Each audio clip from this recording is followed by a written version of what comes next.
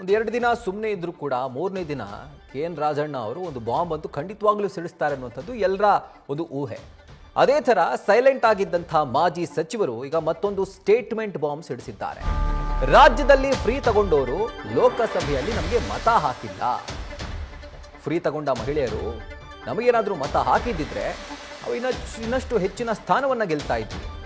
ಈ ರೀತಿಯಾಗಿ ಮಧುಗಿರಿಯಲ್ಲಿ ಮಾಜಿ ಸಚಿವ ಕೆ.ಎನ್. ರಾಜಣ್ಣ ಹೇಳಿಕೆಯನ್ನು ಕೊಟ್ಟಿದ್ದಾರೆ. 1-2 ಲಕ್ಷ ಸಂಬಳ ತಗೊಳ್ಳೋರು ಅವರು ಕೂಡ ಪುಕ್ಕಟ್ಟೆಯಾಗಿ ಬಸ್ನಲ್ಲಿ ಓಡಾಡ್ತಾರೆ. ನೋಡಿ, ಬಿಹಾರದಲ್ಲಿ ಈಗ ಬಿಜೆಪಿ ಪ್ಯಾಟರ್ನ್ ಅನ್ನು ಚೇಂಜ್ ಮಾಡಿಬಿಟ್ಟಿದ್ದಾರೆ. ಹಿಂದೂ ಮುಸ್ಲಿಮನ್ನ ಬಿಟ್ಬಿಟ್ರು, ಈಗ ಮಹಿಳೆಯರು ಯುವಕರ ಸೆಳೆಯೋಕೆ ಅವರು ತಂತ್ರವನ್ನು ಹಿಡಿದಿದ್ದಾರೆ. ಮಹಿಳೆಗೆ ಅಥವಾ ಮಹಿಳೆಯರಿಗೆ 10,000 ರೂಪಾಯಿ ಕೊಟ್ಟಿದ್ರು, ಹೀಗಾಗಿ ಅವ್ರಿಗೆ ಮತ ಬಂದಿದೆ ಅಂತ ಹೇಳಿದ್ದಾರೆ.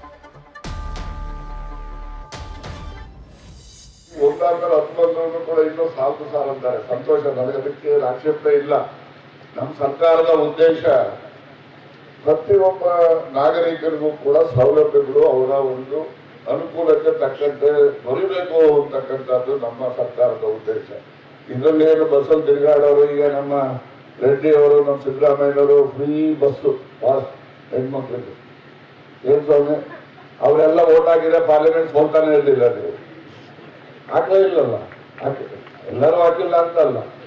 ಅದರಲ್ಲಿ ಇವಾಗ ನೋಡಿ, ಬಿಹಾರಲ್ಲಿ ಗೆಲ್ಸಿರೋದು ಯಾರಪ್ಪ ಅಂದ್ರೆ ಅವರೇ ಹೆಣ್ಮಕ್ಳೇ. ರಾತ್ರಿ ನಾನು ಮೋದಿಯವ್ರ ಭಾಷಣ ಕೇಳ್ತಾ ಇದ್ದೆ.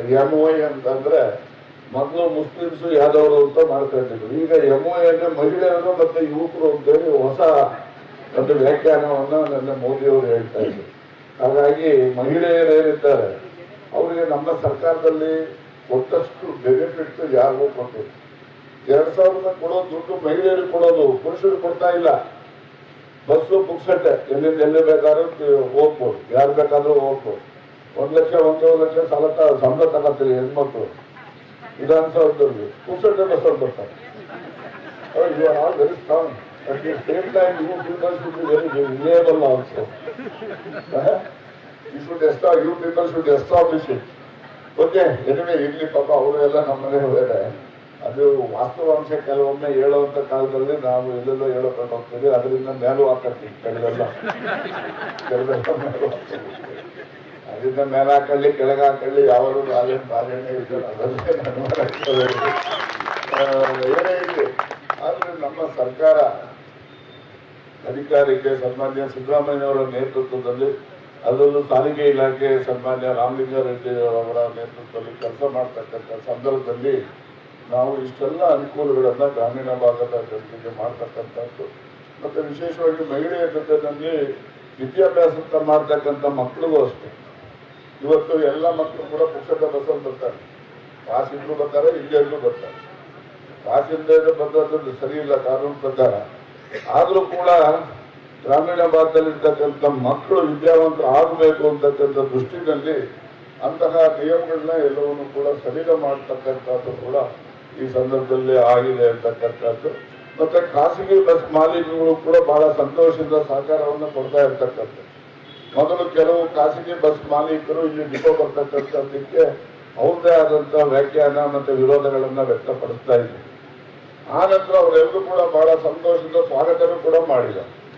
ಅದರಿಂದ ಅವ್ರಿಗೂ ಕೂಡ ನಾವು ಅಭಿನಂದನೆಯನ್ನ ಸಲ್ಲಿಸ್ತಕ್ಕಂಥದ್ದು. ಮತ್ತೆ ಟ್ರೈನಿಂಗ್ ಸ್ಕೂಲ್ ರನ್ನರ್ ಬಂದು ಒಳ್ಳೆ ಪ್ರೇಯರ್ ಮಾಡಿದ್ರೆ ಇಲ್ಲಿ ನಮಗೆ ಗೊತ್ತಿಲ್ಲ, ನೀವು ಪ್ರೇಯರ್ ಗಿಯರ್ ಮಾಡ್ತೀವಿ ಎಷ್ಟೊಂದು ಚೆನ್ನಾಗಿರುತ್ತೆ. ಹಾಗೆ ಈ ಖಾಸಗಿ ಏನು ಟ್ರೈನಿಂಗ್ ಕೊಡ್ತಕ್ಕಂಥ ಸಂಸ್ಥೆಗಳು ಕೂಡ ಬರ್ತಕ್ಕಂಥದ್ದಕ್ಕೆ ಅದಕ್ಕೂ ಕೂಡ ಅನುಕೂಲ ಆಗಿದೆ. ಮತ್ತೆ ನಾನು ಬಂದಾಗ ನಮ್ಮ ಜನರ ಪರವಾಗಿ ಏನಾದ್ರು ಸಹಕಾರ ನಮ್ಮ ಸಾರಿಗೆ ಸಚಿವರಿಂದ ಆಶ್ವಾಸನೆ ಪಡಿತಕ್ಕಂಥದ್ದು, ಅಕ್ರಮ್ ಭಾಷಾ ಅವರಿಂದ ನಾವೊಂದು ಆಶ್ವಾಸನೆ ಪಡಿತಕ್ಕಂಥದ್ದು ನಮ್ಮೆಲ್ಲರ ಒಂದು ಅಭಿಲಾಷೆ. ಆ ಹಿನ್ನೆಲೆಯಲ್ಲಿ ಡಿವಿಷನ್ ಆಫೀಸನ್ನ ಇಲ್ಲಿ ನೀವು ಮಾಡ್ಕೊಡ್ಬೇಕು, ಅದು ಬಹಳ ದಿವಸದ ಬೇಡಿಕೆ.